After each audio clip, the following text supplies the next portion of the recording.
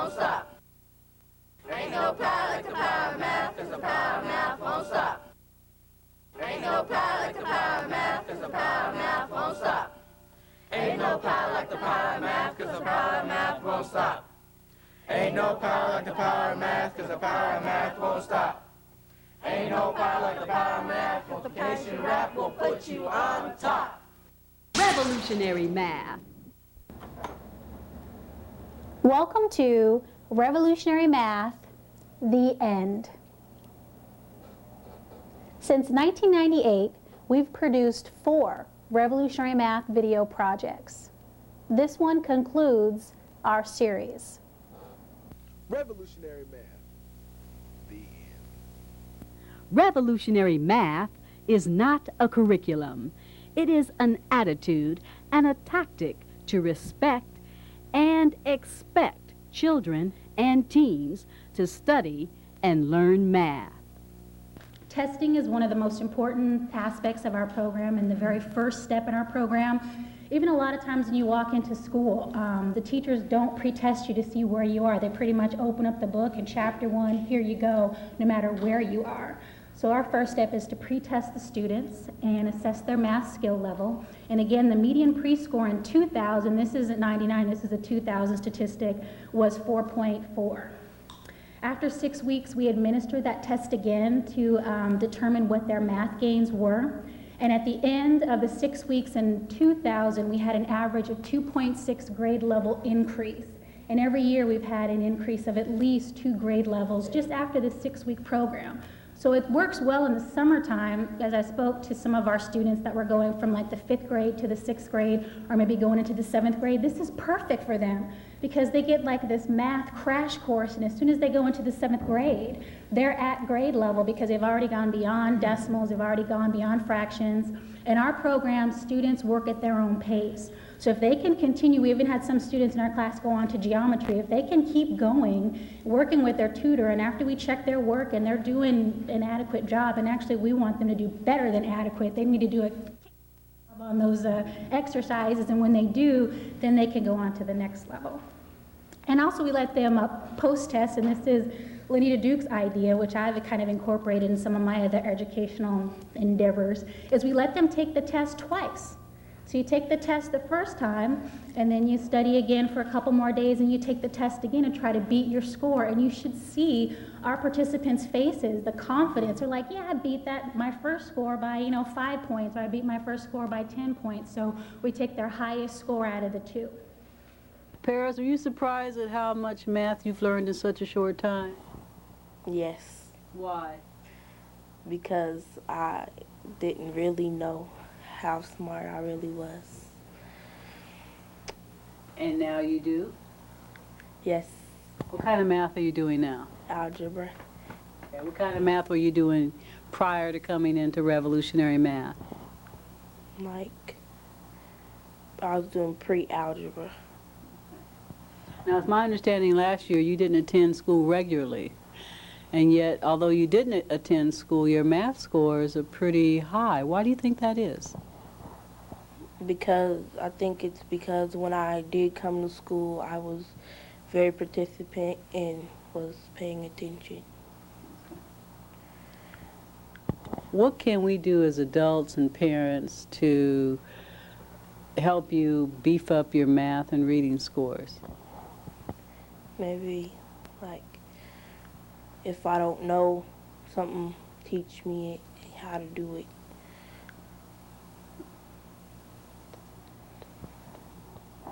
Now, your attitude has changed. You came in initially kind of, tough girl attitude, and now you seem to calm down. Do you think your attitude toward learning has changed? And if so, why? Yeah, because I think that I'm more interested in learning and doing what I have to do. How do you feel about math in school? And the math that you're doing here, did you do any of this math when you were in school?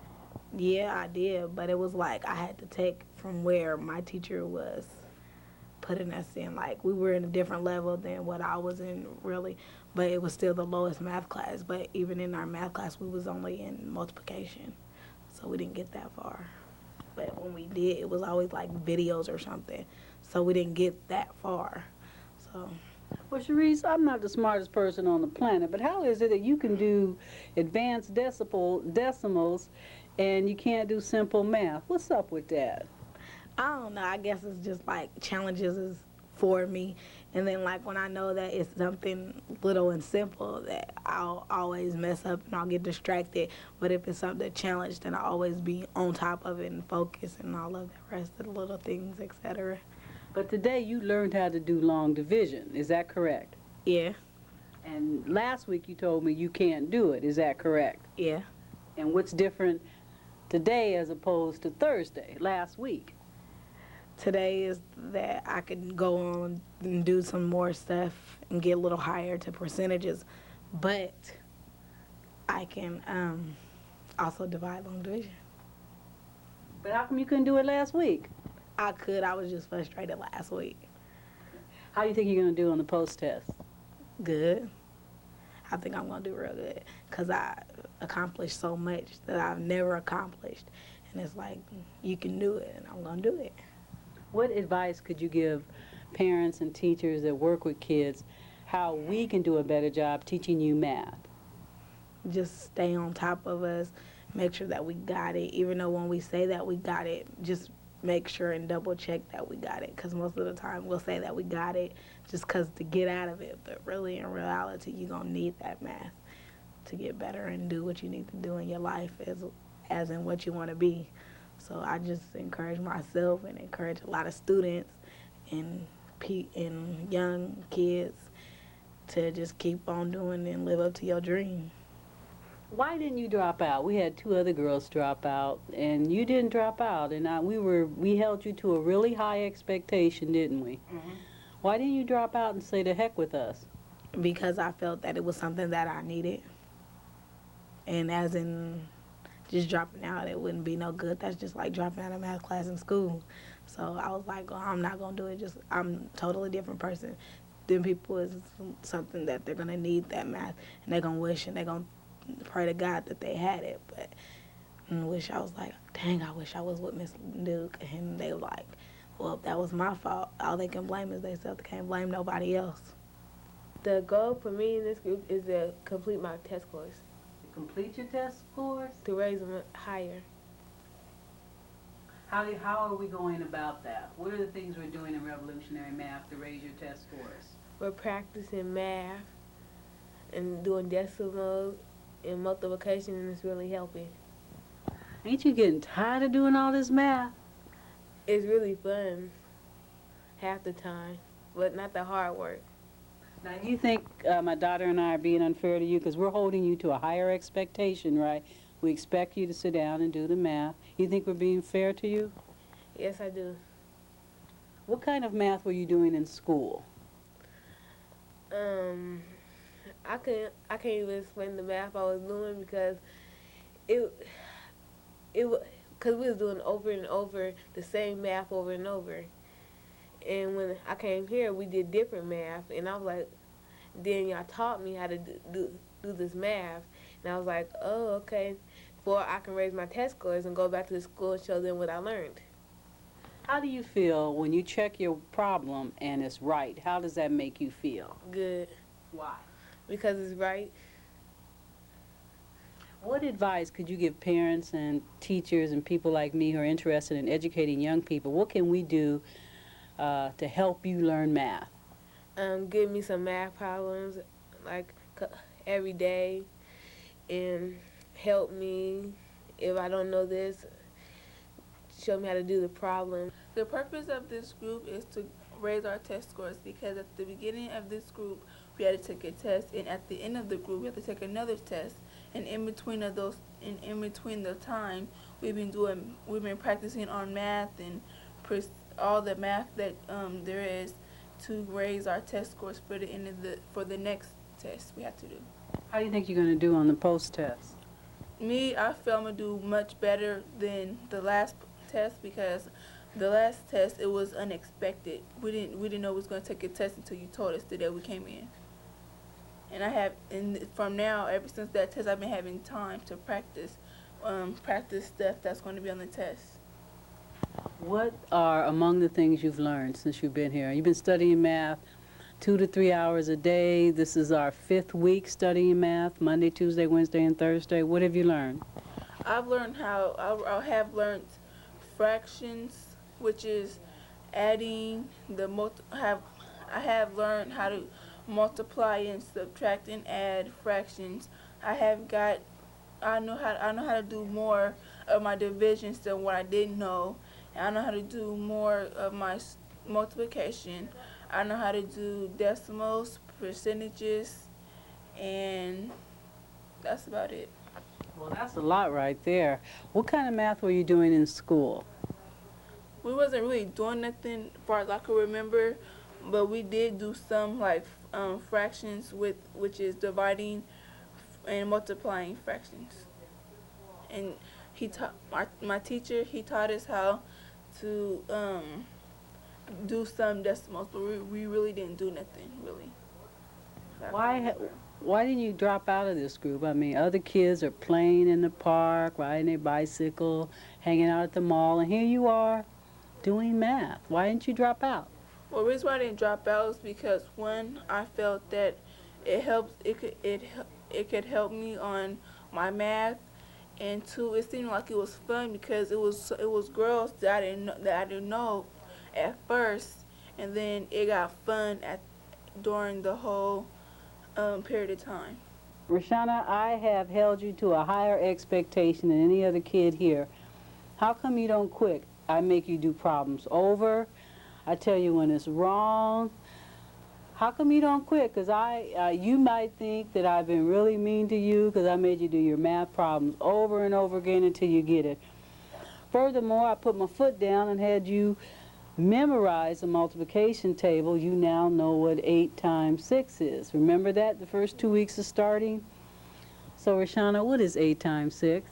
48. Why don't you quit? Because you can say, oh, this woman is driving me crazy, and I am, aren't I? Yeah. Why don't you quit? Because that's the way my mom teach me to that's the same thing she do to me at home. She talk to me and just keep making me doing the same thing over, and she just do me like you do, and she's hard on me a lot. And she make my brother and sister do the same. Do you think we're being unfair to you? No. Do you think you'll benefit, or do you think you're benefiting from this program? Yeah. In what way? My multiplication, and I did my 4 problem division all by myself, and I got them all right. You're the youngest person in the group. You think you've learned anything in this program? So what have you learned? Timetables and division and stuff. Now, we held you to the same high standard that we held all these older girls. You think that was fair to you? Yes. We're not playing any favoritism, are we? No. What kind of math were you doing in school? Pluses and minuses and timetables and sometimes dividing.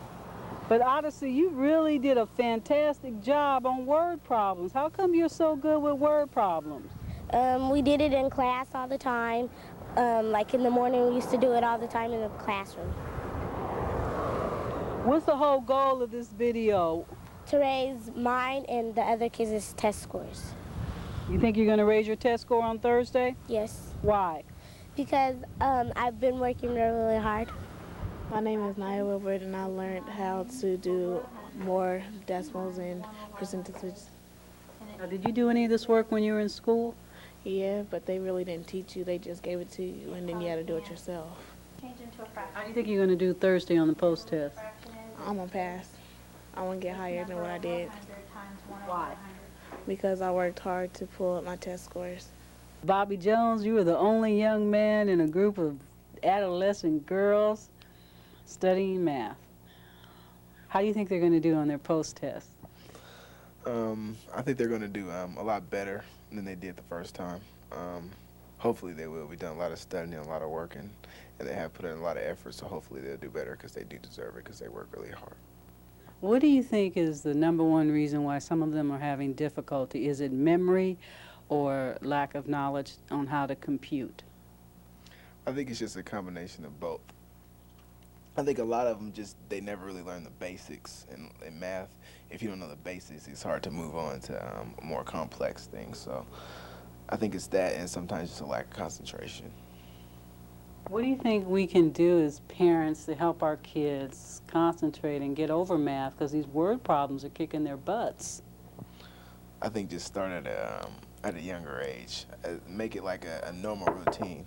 Well, I just wanted to say in this group and most of the groups that I've been involved in, there's been lots of parental involvement, which is great. The parents coming, sometimes the parents act as tutors.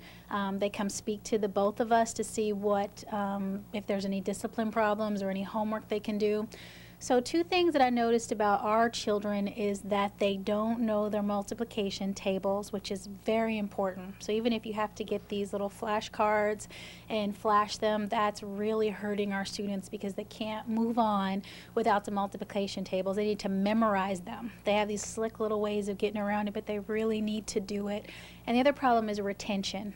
For some reason, our students, whether they're 8 or 18, have a problem with getting information and then regurgitating that information, or even having someone give them a piece of information.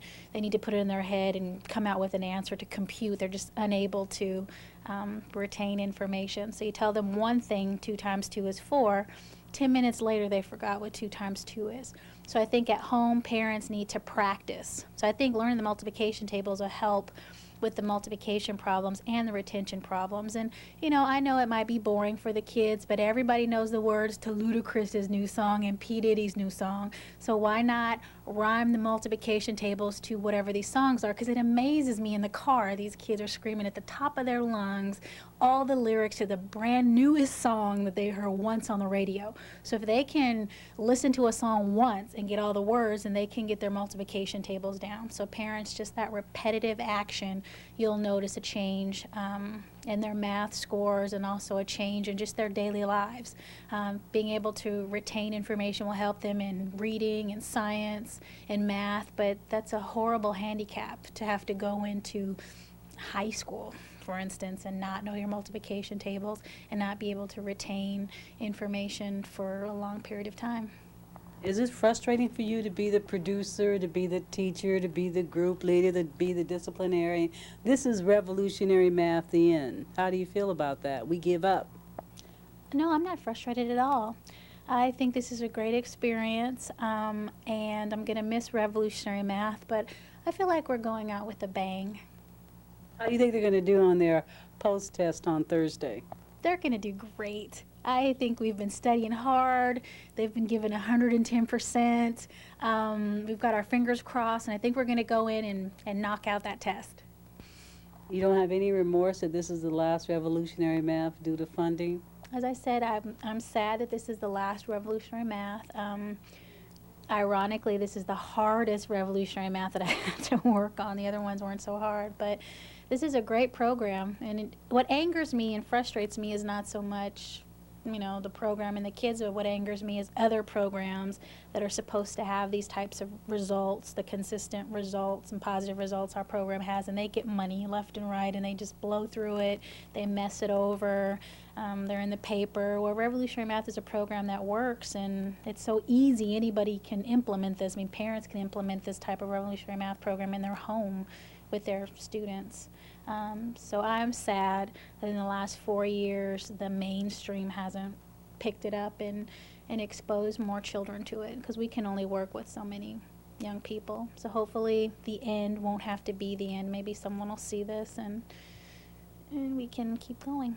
How important is it to have Mr. Killingsworth here videotape? And in the past we made skits about math. How important do you think the video component is? I think the video component is important. And I know social service, when they look at the budget, the video part of it is the most expensive part of it, but it's worth it, because I believe that this generation and my generation are more visual than the previous generation. So This group, we didn't do any skits, but the previous groups we did. In this group, some of those math operations haven't been reinforced. But with the previous groups, when they wrote skits about it, they memorized those scripts, they acted those scripts about prime numbers and improper fractions. That just reinforced what they learned. And then when they watch it again, well, that's a third time they hear it. And usually they say, you hear it 3 times, you say it once, have them say it, and have them say it again. Then that means that they should be able to retain that. So the video part is good to document it. The students get this great confidence when they get up on TV and say, I've had so many points gained, or since my pre-test to the post-test. And then other kids get to see it on TV. They have the big premiere party. So the video component is important. I don't think it would work without one or the other. I think the video is what makes it successful. Revolutionary math. During Revolutionary Math, we developed a new respect for addition, subtraction, multiplication, and division. These operations are the foundation of math. In fact, one aspect of arithmetic, prime numbers, deserves greater recognition and respect. Maybe we ought to have a prime number protest. Prime number protest. Prime number protest. Prime number protest. Prime number protest.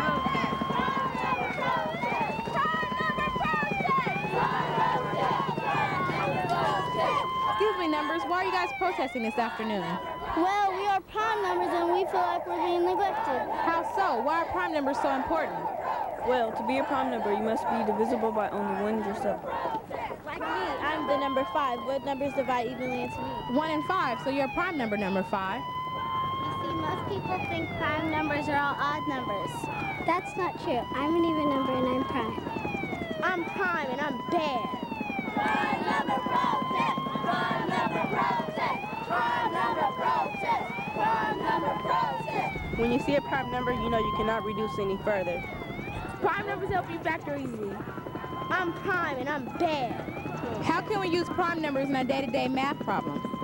Well, when we're reducing a fraction, you need to find the lowest denominator. If the number in the denominator of a fraction is a prime number like me, number 7, you know it can be reduced even further. So knowing which number is prime helps us reduce fractions quicker? Absolutely, which is why prime numbers are so important. Please utilize us. We are your friends. I'm prime and I'm bad. How do you feel about the numbers protesting today? I don't even know why they're protesting because prime numbers are very important, and I'm happy when I see a prime number at the end of a fraction. Revolutionary math. To do well in math, read.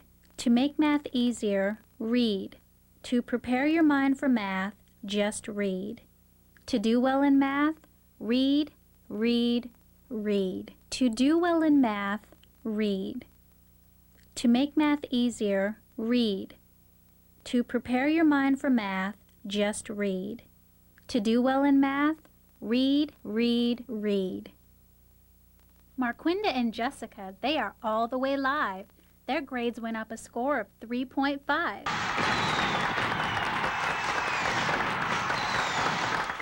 Sabrina Jackson had her homework completed before she hit the door. Her math gain this summer was 4.4. Lorinda Rodriguez's math score shot up to heaven with our highest gain of 6.7.